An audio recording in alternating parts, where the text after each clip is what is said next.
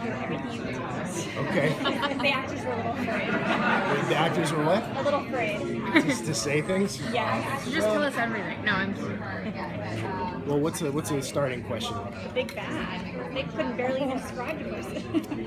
Well, that's interesting. You know, we don't know who the big bad is yet. But some things to keep in mind are we're going to have a substantial time cut. When we come back, Haley is going to have to first find a way to bring back Elijah, Freya, Cole, Rebecca. And then you can imagine that if she's successful, and there's going to be a lot of challenges to that mission, if she's successful, the first thing that the Michelson family is going to want to do is to go to town and get their brother. And how that happens, I think, is a big part of our story and something that we want to tell. The other thing I would ask you to imagine is to keep in mind that in the 5-year absence since the end of episode 322, New Orleans has changed.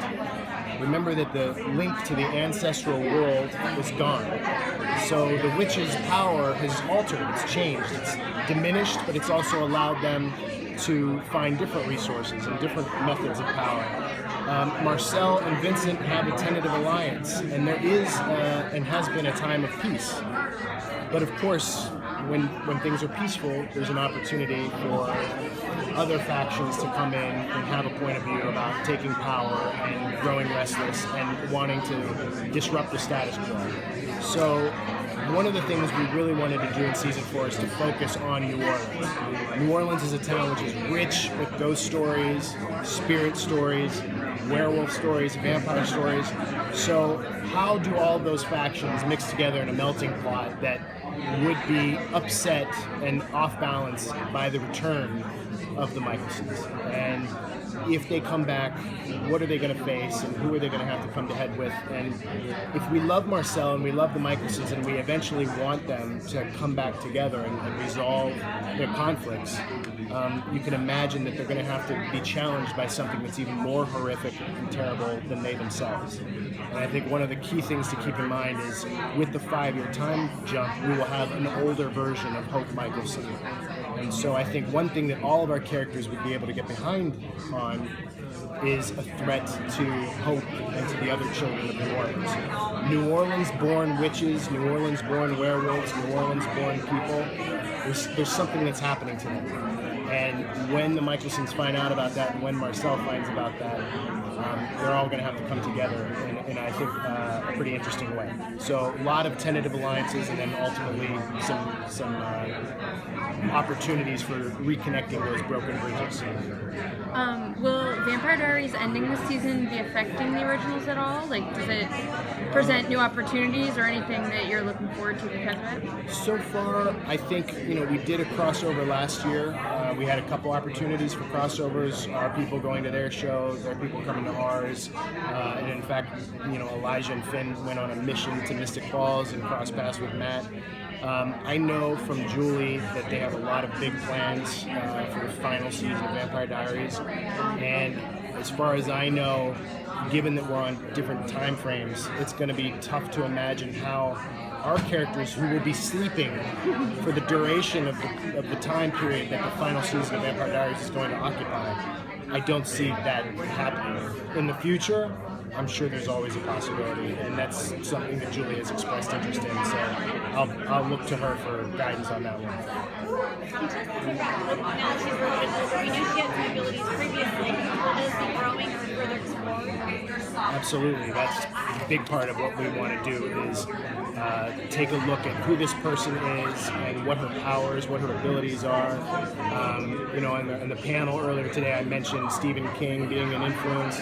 I really love the novel Firestarter, which is about a young girl with incredible power and how she comes to own that power, and how the people who love her have to try and fight very hard to guide her and teach her and mentor her and to provide her what she needs to grow and to understand her power. But just remember, this is the granddaughter of Esther Michelson.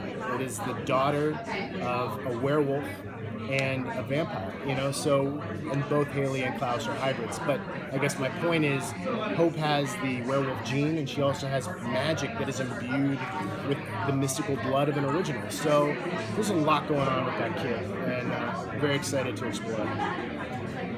Must be a little stressful for Haley. Absolutely, yes, yeah. But I think the 5-year time jump has also been a great opportunity for her to bond with her daughter. And I think that those two, whereas Klaus has had a devastatingly abusive relationship with his parents, Hope will not have it. Hope will have a great relationship with her mom, and once her dad returns, I think there's going to be a beautiful curiosity on both of their parts to get to know each other. And, I think Klaus is a monster, and I think he has been a villain, but I am very interested in exploring what this person who's very much aware that he had bad parents and who doesn't want to himself be a bad parent, what will be his relationship with his daughter. At first, he didn't want to have this kid. But now that she's here and now that he's confronted with her, I think the magic of looking at her and feeling the desperate need to find a way to do right by her is one of the most beautiful things we're going to have an opportunity to dramatize on our show. What can you tell us about Christina Moses' character? She is a werewolf, and she is one of the last of her pack.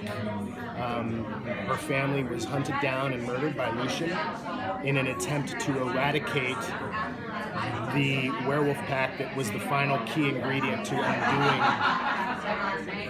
the bite that he has now given and that Marcel now has, and that can be used even to kill an original. So Haley has been looking for this person for a very long time, and in finding her, she might have the ability to save her family, but at what cost? This is an innocent person. She's actually a trained doctor. She believes in doing the right thing. She's a good person. She's smart. She's got, a kind of sarcastic sense of humor. She's a fighter, but she's, someone who we will recognize as another innocent brought into this supernatural war. And Haley will be fully aware of the fact that in order to save her family, she may have to kidnap and hold hostage and torment this innocent person. And what does that do to Haley, and what does Keelan feel about that? So Christina Moses is an awesome actor. I loved her on Containment. I'm so excited to have her on the show, and she's going to be great. Thank you. Thanks, guys.